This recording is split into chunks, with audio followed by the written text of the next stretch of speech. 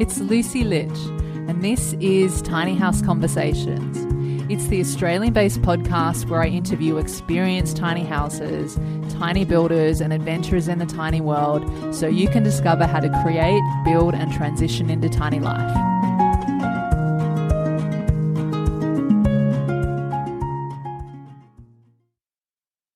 Welcome back to Tiny House Conversations. On the show today, I'm speaking with April Whiston, the founder of Cabin Connect, Australia's leading online marketplace and professional platform for alternate living and holiday options. Cabin Connect offers you a quick and easy way to sell your park cabin, your van, your lifestyle home, and of course, your tiny house, connecting you to thousands of buyers who visit their website every month. And in this conversation, we talk about what Cabin Connect is and the process to buy and sell a lifestyle home, the growing tiny house movement and demand for tiny homes on Cabin Connect, the opportunity and benefits for multi-generational living. This was a topic that we were both passionate in talking about. We also talked about the endless multi-purpose ways that people are using cabins, tiny homes, and caravans, the affordable housing market and alternative solutions, and plenty more. This was a great conversation. April had a lot of wisdom to share, and I can't wait for you to hear it. So let's go hang out and chat with April. Hi, April. Welcome to Tiny House Conversations, and thanks so much for being here with me today. Thank you for having me. It's a pleasure to be here. Yeah, absolute pleasure to have you. And you're the founder of Cabin Connect, which is Australia's leading online marketplace for new cabins, park cabins, vans, lifestyle homes, and tiny houses, what we really love. And I'd love if you're able to start by sharing with us some of your background and what was it that inspired you to create Cabin Connect? Yeah, awesome. Cabin Connect is an evolving platform. So it started probably around about 7 years ago. And I was, first and foremost, I was a nurse. And then I met my husband who had just discharged from the Air Force to go and run his dad's holiday park up in Echuca, Moama, right up on the Murray. And I always said, I'm not going to Echuca unless I'm going to get married. And anyway, lo and behold, got married. And I found myself transitioning from being a registered nurse to a full-time 24/7 caravan park manager. And it was in that role that I started to see how we could do things a little bit differently. I was exposed to marketing and things. Obviously, you're not exposed to that when you're nursing. And it was when the global financial crisis hit that our park was really quite large. So we used to own Marul Holiday Park up in Echuca. And we ended up going from pretty much around about 10 to 15 cabins for sale at any time to 64. So just to put a bit of context in that, we had 330 on-site vans or cabins, and to have 64 of those up for sale at the end of the GFC was not a really good look for the park. People were saying, well, why do people not want to be here? What's going on? Is management really bad? What's happening? And it wasn't any of that. It was just that people, after the global financial crisis, couldn't afford to keep the cabins. They couldn't afford to pay the site fees. And so they had to sell. And people were selling. And back then, Gumtree was just evolving. It was a very clunky platform, and it was more so for just selling, odds and ends. And people were actually using eBay to sell these cabins. And from a park owner, manager perspective, I didn't want my business to be marketed on this platform because it didn't really showcase everything that my park had to offer. And it also wasn't like a hugely professional way to promote these assets. And I thought, no, I want it to be more like realestate.com, but for the cabin industry. And so I built a website. I'd never done it before. I used the Wix platform and I just sort of stumbled my way through, and I started using it initially for my park. And so for the first 2 or 3 years, we exclusively just used it for our park as a test pilot to see how it would work. And what happened was we started selling cabins quicker. We started selling cabins and on-site vans for higher prices because we were having more exposure. There was more of a demand on the supply that we had. We were getting really good clients who were, buying into the park. And it was just sort of like a win-win. It was really easy for us to manage our sales list because before that we were managing it in like Word or Excel, and you'd have to change it every single time and print it out. So we were able to move to like an electronic sales list. Consumers really liked it. And so that's how we started, and that's why we started. It was really for my own necessity as a caravan park owner. And now, move forward to 2022, we're open to loads of different options. Pretty much if it's relocatable, it can go on the platform. We have hundreds of parks who have used it. We have many tiny house owners who have used it. And we now have manufacturers using it to list their, off the plan concepts, or if they've got stock, if they're lucky to have stock, they can sell whatever stock they've got on the platform. So that's how we sort of began, really.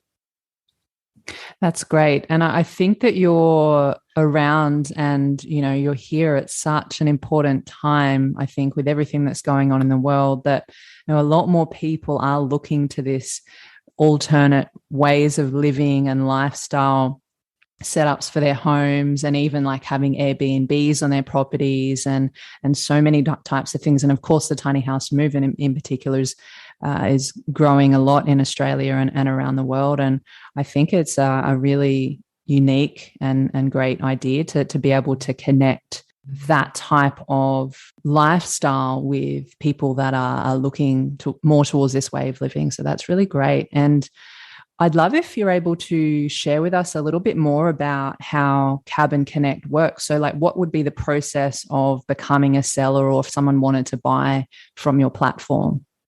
Yeah, absolutely. So Cabin Connect is really built in a way that it's built for consumers. So to use Cabin Connect, it's really easy. So if you wanted to add your listing to Cabin Connect, so let's just say you owned a tiny house and it was time for you to sell, maybe you were upgrading, maybe you were transitioning, you were going to travel, you didn't need it anymore, whatever the circumstances are, you can literally just go onto the platform and you click add listing, go through the process, add, all of your details, bathrooms, bedrooms, price, images, those sorts of things.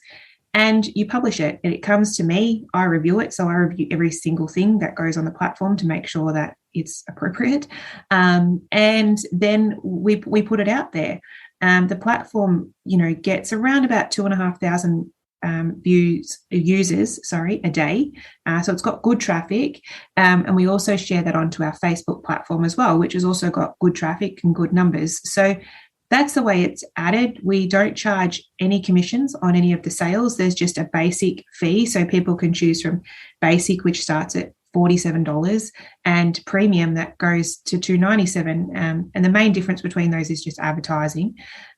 So to do that, people can really get their asset onto the Cabin Connect platform very cost effectively, with no commissions, and reach a really wide and niche demographic. This is the thing that I think some people don't realize, because a lot of people are still using Facebook Marketplace and stuff like that, which is great. You get lots of traffic there. But the reality is the 2,500 users a day that we're seeing on Cabin Connect, they're niche. They're a niche market. They're interested.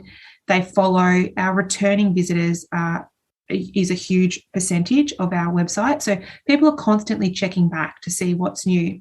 So that's how people add. Now, if you are wanting to sell, if you are wanting to buy, same thing applies. You just look through the list, you find something that you're interested in, and you connect directly with the seller. So it's very much a buyer-seller connection platform. That's why we call it, Cabin Connect, because we're connecting buyers and sellers so that they can do the sale together. In some circumstances, the park managers do that process, but that's fine. It's no big deal. So it's really a great platform to allow consumers to connect, and we really don't get involved in the sale process. We are working on a sale of asset contract at the moment with our solicitors, so people can template their sale of asset contract, because it's really important when people do sell a cabin on-site van, tiny house, anything that's relocatable, they're not registerable. So you really should do a sale of asset contract. So in the coming weeks, hopefully, fingers crossed, we should have that templated sale of asset contract available for people to download and use off the Cabin Connect platform. So it's really, really easy. And yeah, it's web-based platform, built in WordPress, and it's quite good speed-wise. And yeah, we're pretty happy with it. Oh, that's really great to hear. And, what I really love and what you mentioned at the start of that is there is a vetting process. So, people can rest assured that who they're going to be connected with, is someone that's, I suppose you could say ethical, or, is coming from a good place, because especially now with our world being so online, there's lots of things going online and different unethical practices, or you don't know who's at the other end often. And so it's really nice to be able to have that trusted source and that trusted vetting. You can rest assured that, the process between and the connection between the seller and the buyer is a good one. So that's really great. Yeah, absolutely. And I think too, it's important, to know that your information that you're putting on is remaining confidential, and it stays in Australia. It stays with us on our servers. And, privacy is a big thing that I'm, big on, because people are putting their information on a database, their phone numbers, where their asset is based. So yeah, it's really important that we maintain that and keep it confidential and private. And we want to reassure that, this is an Australian-based platform. It's built in Australia by an Australian for Australians. So we're big on that. So good. That's so good to hear. And are you able to give us a bit of an idea of the price ranges for the different types of homes that you've got listed on Cabin Connect? I'm sure there's a different range, but yeah. There is an enormous range. Yeah. So we can have things listed from as little as like $5,000. It might be a little old caravan and annex that someone's moving on for relocation from a caravan park, and that's really going to be sold, and the caravan's probably going to be converted into a trailer. So that's the very entry level. And we have had cabins on the platform listed for up to $480,000. They are mega mansions, I call them, and they're really quite amazing. Those ones that are listed for about $480,000, they're generally on the Murray River, or on a river, or some sort of beachfront sort of property. They're usually raised on stilts, got quite a impressive steel structure, and they're usually like 4 or 5 bedrooms with multiple bathrooms, and incredibly impressive builds. So yeah, huge range. Amazing. And what about tiny houses? Is there a sort of range for those? Yeah, tiny houses, generally what we've been seeing is there's not many tiny houses that are really coming in under, I think probably the lowest pricing that I've seen is maybe around $60,000. Mm-hmm. So with tiny houses, you're looking anywhere from around about $60,000, probably up to around about $150,000 for tiny houses. Varies depending on all of the inclusions and stuff like that they have in them. I would say tiny houses have a narrower price range, purely because of size, really. So, you can't have a 20 by 5 meter wide, tiny house. It's not then tiny, So the difference in pricing between, say, a cabin and a tiny house is purely based on price. It's not based on finishing, because some of the tiny houses that are coming through are absolutely incredible. They have got, quality stone finishing. They've got gorgeous designs. They're so impressive. So it's more just the price difference between, say, a luxury cabin and a luxury tiny house is purely based on square meterage. That's pretty much the only difference in price. Finish is, impressive in both of those categories.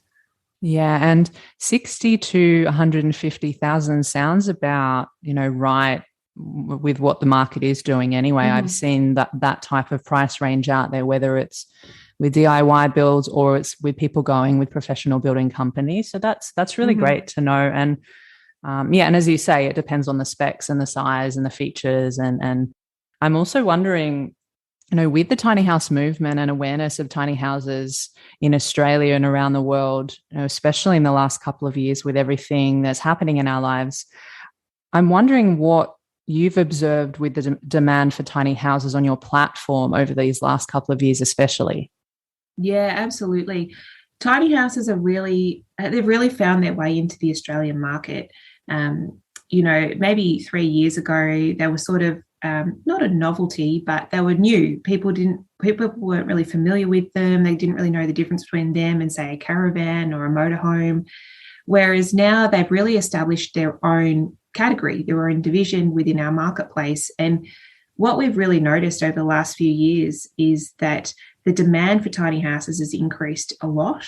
And the setups that we've seen are really impressive. You can now, buy a tiny house that's set up on a property, and effectively move in like you would like a normal house. So that's really good. One of the other things that we've seen a really big influx for is multi-generational living. And this is something that I'm really passionate about. And I think that in Australia, we are behind the rest of the world in this. We live very segmented from our families. So, we have our own, close-knit family, like mum, dad, kids, or whatever their dynamics are. But not often do you see the grandparents living or the uncle or auntie living under that same roof. And I think we're really starting to see a shift in that, especially with, the challenges that we've seen and obviously increasing expenses to live and maintain a house. If you can have the grandparents living in the same house as the family or on the same property, it's becoming a lot more cost effective. There's people there to supervise the children, all those sorts of things. So we're definitely seeing a lot of inquiries come through to us where people are saying, oh, my daughter's having a baby. I'd really love her to move back home and, live in a tiny house in our backyard so that we can be there to provide care and support because she's still going to have to work. But all of these sorts of things. So that multi-generational living and a tiny house is a really great option. What I can see as the biggest barrier to multi-generational living in Australia is council regulation. So councils are really resistive to allow multiple dwellings on one property.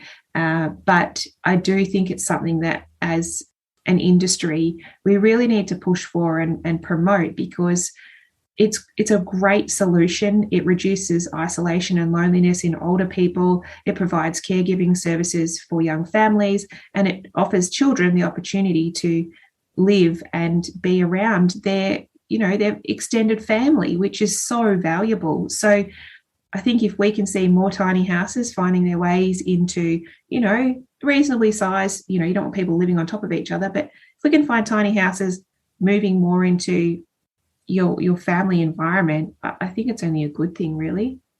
Absolutely. I love that you just talked about multi-generational living because I feel like tiny homes or these alternative ways of living, it's more than just the home and the house, right? It's community, it's family. And I know for me that one of the main reasons that tiny homes appeals to me is that it does open up that opportunity for multi-generations to live next to or nearby each other, while still maintaining their independence and their privacy, but also really allows more connection with family and to be more present in each other's lives. And as you mentioned, the whole loneliness and the separation thing.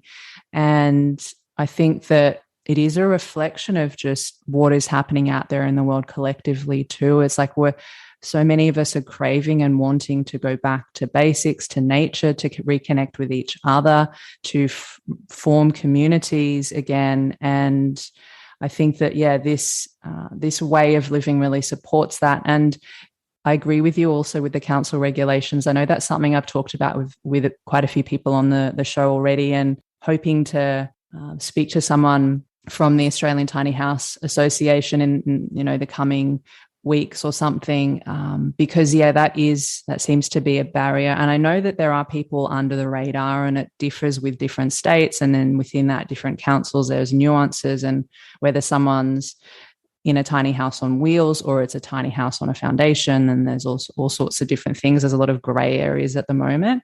I'm hopeful though, as this way of living becomes more popular, whether it's tiny houses or just alternative ways of living than, having the mortgage and the big home and or the apartment or whatever, that hopefully there will be some more clarity and less gray areas and more acceptance of this way of living. And yeah, I'm really interested to actually just see what happens out of all of this. But yes, to multi-generational living, I agree with you. Yeah, I'm very passionate about it. My grandparents live with me, so my children live with their great grandparents. Wow. They have their own little granny flat, not a tiny house. It's attached to our house, but the benefits are enormous. And, for them and their health and their well-being, it reduces the burden on, nursing homes and things like that. My grandparents will never go to a nursing home. There's no need for them to go to a nursing home because they live under my roof. Why would they go there? So the benefits are massive. And I'm with you. I really hope that we can see a shift and an acceptance in this space in the coming years, because I don't really see any negatives to having a tiny house or, a cabin or something pitched in your backyard so that you can care for your relatives. I just don't see any negatives to that. So, yeah. Definitely. And it just kind of reminds me of that whole saying, it takes a village. And then you're talking about your kids and having their great grandparents in the same place. And what that kind of really brings to the family unit and how enriching that is, being able to spend more time, learning from them, hearing stories and all sorts of things, and just how enriching that would be for the whole family. And I think that's really, really beautiful. And yeah, we've definitely lost that along the way in, I'd say, modern culture or in some modern Western circles. So yeah. My 5-year-old loves it because it means double dessert, because he could go to grandma's and get ice cream, and then he comes home and tells us he hasn't had any. So double dessert is always good for kids. I love it. And then there's all those sorts of things too, for sure, as a kid. Yeah. I'm also curious, other than for living in, what other purposes are you finding people are using cabins and tiny houses and caravans for, and the other types of homes that you have on your platform? Yeah, huge range, and especially with a lot of people now opting to work from home and things like that. We're seeing, these tiny houses or cabins or any other manufactured structure being built in all sorts of shapes and sizes, and they can be used for home offices, music studios. They can be used for storage. They can be used for relocatable toilet blocks and amenities, games rooms, camp kitchens. Really, there's no limitation. They are being used for a huge range of things. But probably the one that sort of seen the most growth, the category that's seen the most growth in the last short while, is home office or home studio, whether they be an art therapist and they're going to, put their tiny house in their backyard and run their art therapy. I personally know a music therapist who has her own little sort of tiny house in her backyard. She's got an amazing YouTube channel. She goes out there, she runs her YouTube channel, she runs a lot of her music therapy online. And it's incredible. Like when she's in this little tiny house, it's like a different world. It's all painted bright and colourful. Sound is great. That's what we've seen is a lot of people are moving in to get these assets so that they can work from home. They own it. Hairdressing is another big one. Hairdressers being able to put one of these in their backyard or on their property and be able to do, all their hairdressing. You used to have to sort of forego your garage if you wanted to do that sort of thing, whereas now you can keep your garage and get a tiny house or a cabin and fit that out for your purpose. So definitely seeing an increase in that. Wow, it really does stretch the imagination and I guess open up so many possibilities of what people can do in these spaces. Because as you say before, you might have had to clear out your garage and repurpose it for certain things, or maybe having to think about going somewhere and hiring a space or whatever it might be. But you can actually do that in your own backyard or wherever it is that you have that set up. That's really, really awesome. Yeah, and it's actually absolutely getting me thinking about how all the other ways that people could use it. Yeah.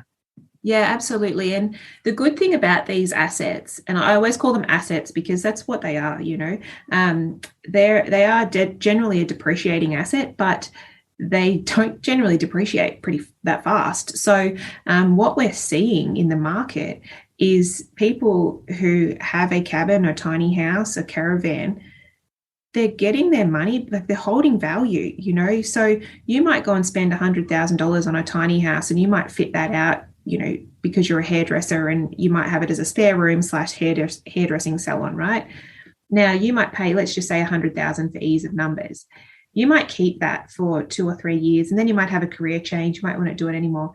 The chance of you selling that for a very similar price to what you bought it for is really high. The potential for you selling it for more than you actually bought it for is actually real.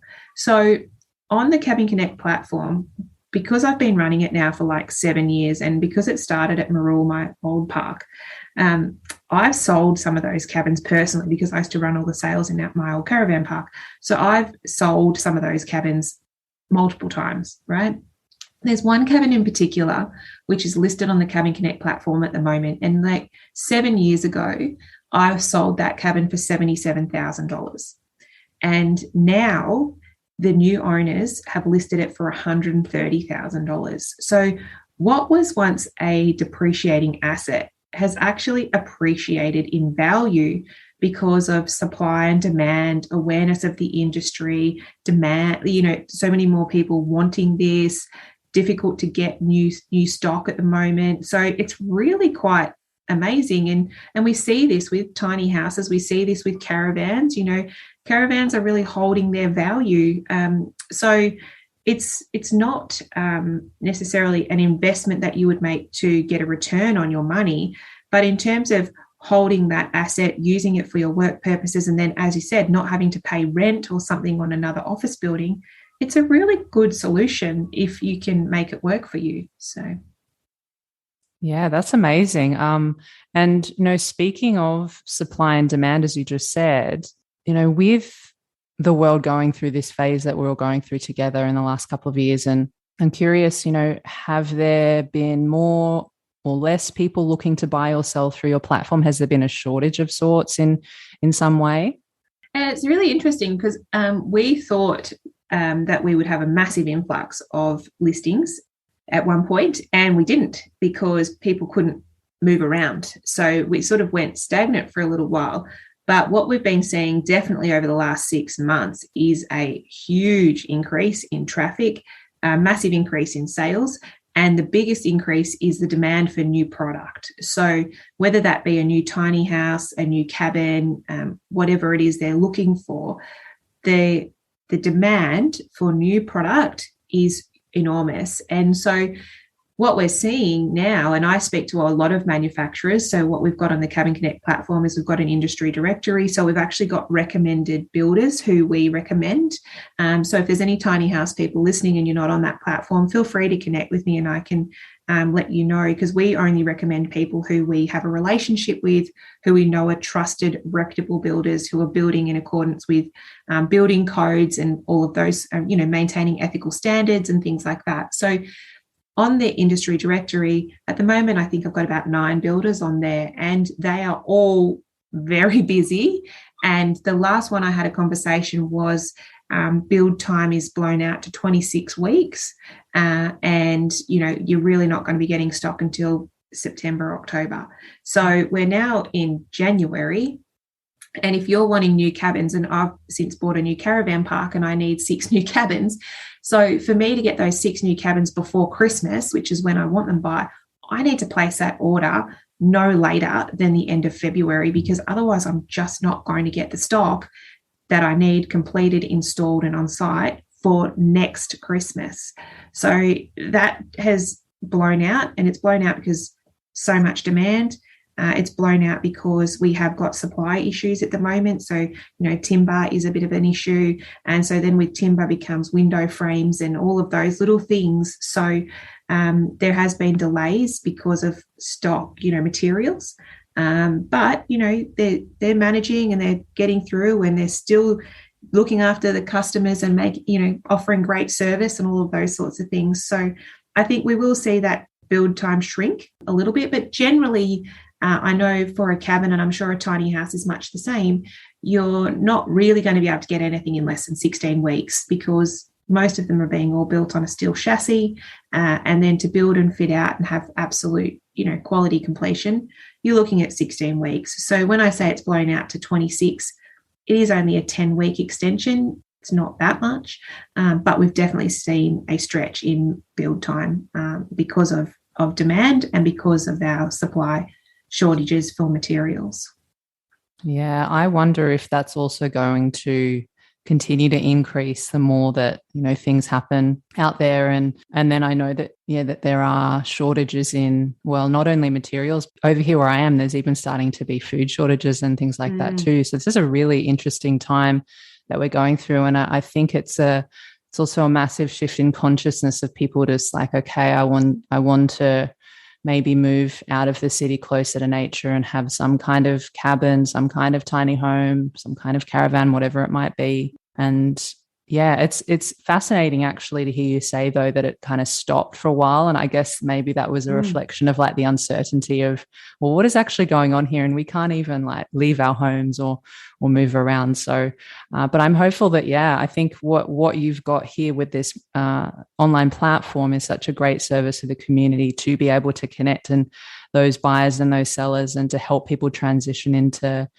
however it is that they want to use these lifestyle homes. So that's really absolutely great. And people transition through these opportunities for multiple reasons. People often buy into these things because they've got a young family and they think it'd be a great opportunity, but then as the kids become teenagers and they're into sports and things like that, they can't get to their cabin or they can't use their tiny house as much, and so then they sell, but then the kids leave home, so then they buy again, so it's really this life cycle that we see happening. And then we're seeing a big movement now of people selling their family home because they're empty nesters. They're now grandparents, so they're like, well, we don't need this massive house, so let's sell and move into a lifestyle community or a caravan park that offers residential living. And so what we're seeing now in the park that we've just brought, the demand for residential living, we've only owned this park for like 6 weeks now, and I think I've already got a list of like 10 people who want to live in this park, all over 55s. They're like, April, we need this, we need a cabin, we want to move in, where can we? And the reason they're doing that, as we mentioned before, sense of community. They want to be around other people. They want to be around like-minded people. They want to feel safe. They want to feel secure. They can sell their home for a good amount of money. They can buy into another asset for, $150,000 and live very comfortably, live very safely. There's park managers around all the time, or lifestyle managers, usually very similar-minded people. So it's a really great solution. And then they have all this money left over from their house that they can just retire and live comfortably off. So there's really good options out there for a lot of people. Definitely. And I'm also noticing that there seems to be more tiny houses popping up in caravan parks as well as an option, because I know a lot of people, there's so many things you can do. Like if land, like buying your own land is an option, or if someone that has land, family, friends, or even advertising on different platforms and, finding people that have spare space. But the caravan park seems to be an option as well, whether it's a short term until someone finds somewhere more permanent, or whether it's just, for a certain period of time. I think that's really cool to see that, because several years ago, at least in my experience, you maybe drive past one or go stay in one, you might see an odd tiny house here and there, but there seems to be more, and some places even have like a community of them. So that's really great to see. Yeah, absolutely. And I think when tiny houses hit the market for the caravan parks, there was always a little bit of hesitation because caravan parks are governed by a huge amount of legislation. So my old park used to be in New South Wales. So there's a New South Wales legislation that we had to abide by, which is enormous. Like the restrictions placed on caravan park owners is insanity. Like I haven't seen any other industry that is governed by as many regulations as a caravan park industry. And I used to be a nurse, so that's a pretty big statement, then we've bought this new park in Victoria. So now I need to relearn the Victorian caravan park legislation because it's different to the New South Wales caravan park legislation. And I think a lot of caravan park owners were hesitant to allow tiny houses into their parks maybe 5 years ago because of the legislation. They were like, well, we don't know where you fit. We don't want to do the wrong thing. We don't want to get in trouble from council because then we don't get our license to operate, which has to be issued every year. So these are the sorts of things. But now there's more of an understanding. It's like, okay, well, a tiny house is either on wheels or it's either on a steel chassis. If it's on wheels, it fits the description of a caravan, mobile home sort of thing. If it is on a steel chassis, then it's more like a cabin. So now we've got this framework. I was like, okay, well, if it's a cabin, this is what we follow. If it's a caravan, this is what we follow. So as long as caravan park owners can sort of categorize it into one of those categories and work within the legislation, there's really no reason why we can't see more tiny houses in caravan parks.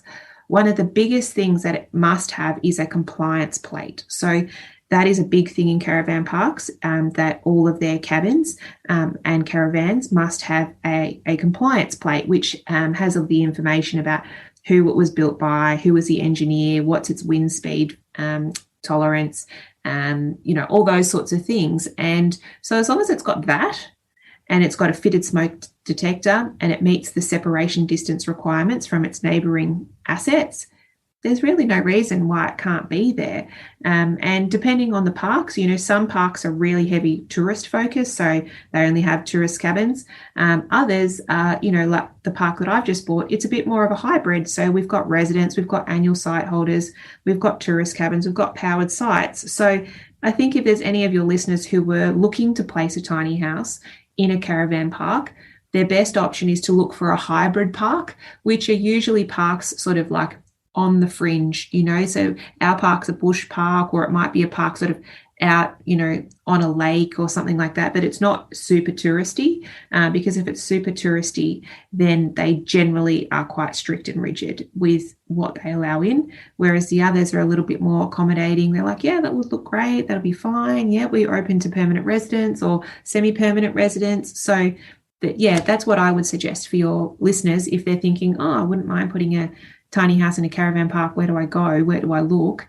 Go for those sort of caravan parks that are on the fringe, that have got a lot of land, because they're probably going to be more accepting and open to what you want to do. Perfect. I'm curious, so talking about shortage of affordable housing options in general, especially I think in a lot of the main cities around Australia, and the prices of regular sized homes seem to be skyrocketing, and many people are priced out of the market, particularly maybe young people are depending on situations. But I'm wondering, what impact do you feel this is having on everyday people and just our modern life in general? Yeah, I think the housing, affordability is a very interesting conversation, because what we're seeing is that the actual price to build a house is actually not that much higher than what it was 20 years ago. So my parents built a brand new house 20 years ago, and reality is the amount of money that they spent is really close to the amount of money that people are spending right now. It's not gone up that much to build the actual house. What's gone up is land price, and land prices have absolutely skyrocketed. Where I live, you can't buy a block of land now for less than $1 million. And that is insanity. Yeah. How can people get into the market when they can't even buy the land for $1 million? So, and the blocks of land that people are able to afford, they're still hundreds of thousands of dollars, even in like regional towns. And so I think the land pricing is actually truly what's pushing up the market, because you can go to these big players like Metricon and Dennis Family, and you can build quite a decent home for a very, what I would say, modest price.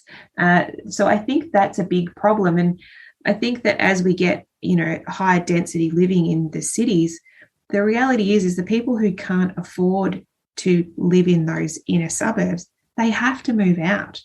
And then we get issues with getting to work and transportation and these sorts of things. So it's a very complex situation. You've got people who want to live in inner city Hawthorne, but you can't buy a place in inner city Hawthorne for less than $1.5 million. It's like, well, you might want to live there, but you can't afford to live there. So you've got to move out to an outer suburb, and then you've got to, find ways to get into work, or you've got to work close to where you live. And so people, it's the old story. People want to have their cake and eat it too. And we just can't do that. Whereas I don't really think that these options of manufactured housing, because still they're not cheap, but the land is the problem, because even if you get a manufactured house or a tiny house, you still need the land, but the land prices are what have scaled out of control. That's just my opinion. But yeah, land is just so expensive at the moment. Yeah, it really is. And also the increase in rent, if buying is not an option and people are renting, the rent has just gone up so much in the last years as well. Yeah, renting is insane. The amount of money that people are having to pay to rent properties is really, really crazy. And so I am questioning whether we're going to start to see this into lifestyle communities. I have had it asked to me in the last couple of weeks. So people have said, oh, April, do you have any permanent residential cabins that we can rent? So this is, I think, a potential niche or gap in the market that could be filled. So there are some really big players in the market at the moment who build lifestyle communities. And I am questioning if they're doing this as a feasibility study that, okay, well, what if we were to put in 10 3-bedroom manufactured houses, and instead of just rent them out for what they do normally, which is like a body corporate fee. So what happens is if you want to live in a caravan park or a lifestyle community, you pay a body corporate fee every year to live there. So that might be anywhere between $5,000 and probably $15,000 a year. And that money goes to your rubbish, your water, maintenance, managers' wages, all of those sorts of things that you need to keep the community running. I'm wondering so for example, in my park that I own now, I've got residents and they pay $125 a week rent, but they own their own asset. And so that money that they pay, as I said, pays for their rubbish, water, manages roads, all those sorts of things. I'm wondering if we will see a movement where instead of owning your own asset, you're actually renting it. So you might pay, $6,500 in body corporate, but you might pay another $10,000 to actually rent and use the asset. So then they're paying $16,500 a year, but they've got a home, they've got a roof over their head, they've got somewhere to live, and they're also in the community. And they don't then have to do the outlay of the $180,000 to get that home in the first place. The park or the lifestyle community would buy it and then rent it. So I'm wondering if we're going to see this. I don't know of this happening at the moment, but this is something that's been raised to my awareness of a demand, but I don't know anyone who's offering it yet. And I'm wondering if we will see that, because that would definitely help reduce the housing affordability shortage. But it's whether or not you've got a company who's willing to go into that way of running a business. Ultimately, it's very different than what's been done now, because at the moment it's very much a buy and sell market, and then you just pay your body corporate fee as you would if you lived in a high-rise apartment or something that was under a strata title or something like that, so it's an interesting space, and I'm not sure what we're going to see. Yeah, that is really interesting. And I've heard similar things where, and again, I don't know if this is something that is just being talked about or if it's happening anywhere. I haven't really heard of it happening anywhere, but renters being able to say they sign a lease for a certain period of time, and maybe they renew the release over, several years or something, that there is an opportunity for them to, you pay the rent as you go, but then, when you get towards the end of your term, or if you live in it for a long enough time where you end up paying off the cost of that place that you live in, instead of paying off someone else's home, you've just paid off your own home, which you can at some point own. So I mean, I know that, there's mortgages and those types of things, but there was something that I heard, on the grapevine just about that being sort of more directed towards people that are wanting to rent. So that's really interesting. And I guess maybe over the coming years, we'll see all sorts of different ideas and experiments and trialing different systems like that. I think there's a shift in every sense of the word, including the way that we're living. So I think it'll be definitely very interesting. And I think that model that you're mentioning, I think if we were going to move to a model like that, it would have to be a government initiative, because business people are not going to forego profit and capital growth on an asset. But instead of, using what we've used in the past, which is like a commission type setup, that option where, people can pay their rent and effectively buy their house back off the government would be incredible. Yeah. That would be fantastic. You get allocated this house because your circumstances meet the criteria, and then as you pay your rent back, you're actually buying the house back off the government. That would be amazing. Yeah. Listen to us saving solving the problems of the world. Absolutely. Now that you mentioned that, I actually feel like there was some kind of government aspect it was just an article that I read online somewhere and they were talking about it, but I don't know what the plans are, but that would be something that I think would solve a lot of problems for people. And April, I'm also wondering, so what is currently inspiring you most in this alternative living world, whether it's tiny houses or cabins or caravans, what is inspiring you most at the moment? What's inspiring me most at the moment? The designs are really incredible. So I'm a big home lover. So I love, interior design, and I love, all of those things that come with it. So designs are really great. We're attracting some really good builders to the market.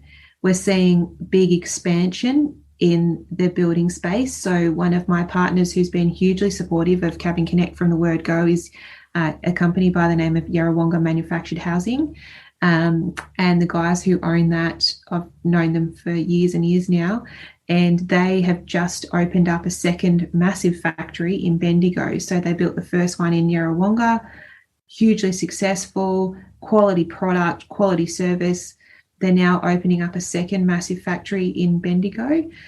So I find that really inspiring, because not only are they meeting the needs of so many Australians with these manufactured homes, they're building school buildings, camp kitchens, they're building all sorts of things, but they're also employing a huge number of people. And, I see ads on their Facebook all the time. It's like, we're looking for a new store person, we're looking for a new chippy. Like, this is so great, because what we're doing is, through this movement of tiny houses, cabins, prefab structures, we're creating more Australian jobs. And that is really inspiring to me, because, I'm big on keeping as much of the Australian dollar in the Australian market as we possibly can.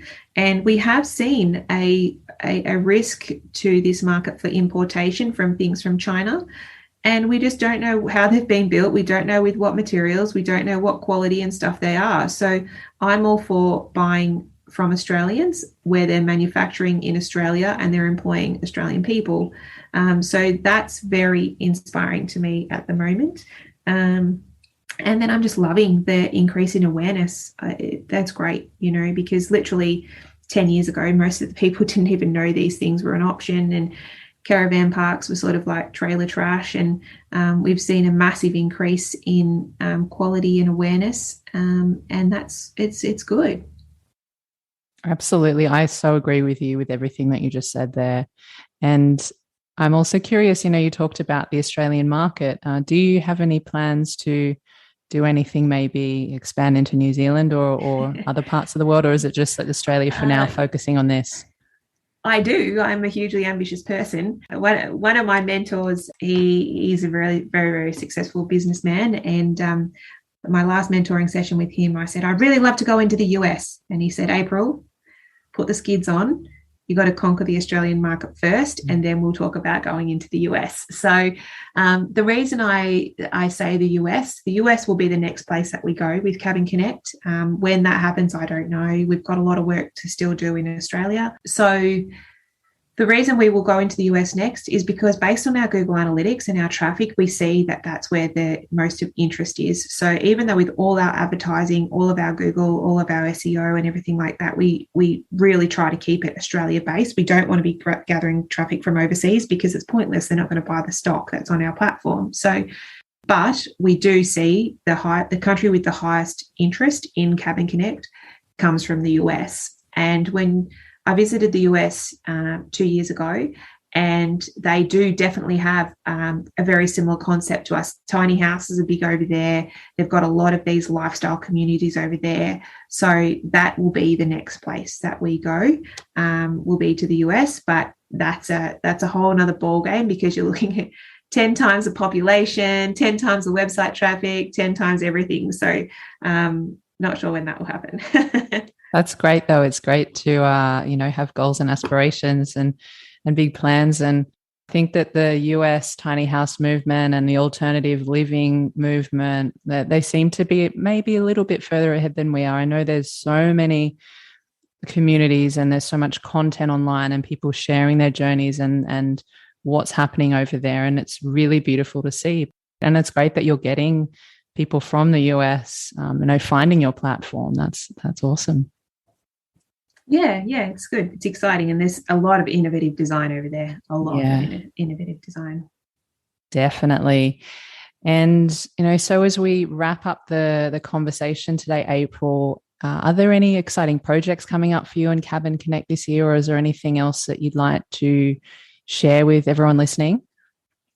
Yeah, well, this year we're excited to go and be able to go to expos because expos have not been on for a long time. So if any of your listeners are at any home expos and things like that, we really are trying to get to as many of those as possible. So please, stop past and say hello and have a chat to us. We will be going to, the Melbourne Home Show in the next month or so.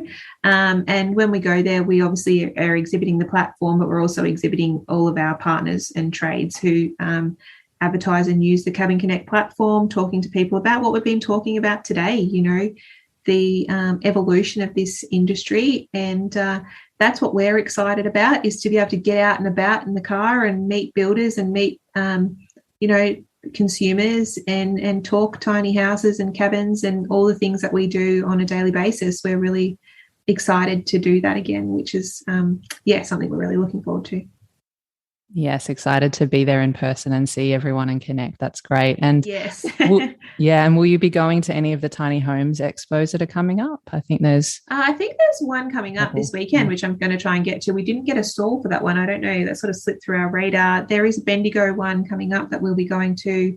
And then we want to try and push up into the New South Wales coast. So we're only sort of getting back into the office as of next week. We've sort of been remote working because me and my team, we've all got children. So once we get back into the office, it'll be a matter of mapping out what events are on for the rest of the year and what we can get to and get to as many as we can. Perfect. That sounds great. I know there's some tiny homes expos, like there's one coming up in Sydney, maybe in March or April. And I think there'll be some more as we're able to have more bigger gatherings and events. I think there'll be more popping up too. So that's great.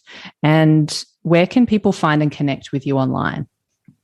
Yeah, absolutely. So our website is cabinconnect.com.au. So if you head to Cabin Connect, that you will see we've got a phone number, email address, contact form. So if you do need any help, any support, head to cabinconnect.com.au. And we're all here to give you a hand. Oh, perfect. Thanks so much. I'll put everything in the show notes, which if anyone wants to go check out, find these different links, connect with April and Cabin Connect online. I'll put that at tinyhouseconversations.com. And I just want to say, April, thank you so much for your time today and for sharing your wisdom and letting us know all about Cabin Connect. It's been really great. Thank you. I appreciate being here. Pleasure. And if you're listening to this episode, thanks so much for taking the time to hang out with us. Make sure you go check out Cabin Connect online. And if you want more Tiny House Conversations, I release new episodes every Thursday. So make sure you hit the subscribe button so you know exactly when the latest episode is live. And I'll see you next time. Hey, Tiny Lifers, thanks so much for listening. And before you go, one of the best ways to support this podcast is to share the love. That way I can keep bringing you more valuable tiny house conversations to help you on your own tiny journey. So make sure you head over to Apple Podcasts or wherever you're listening to this episode and leave a 5-star rating and review. Thanks so much in advance. I appreciate you and see you in the next session.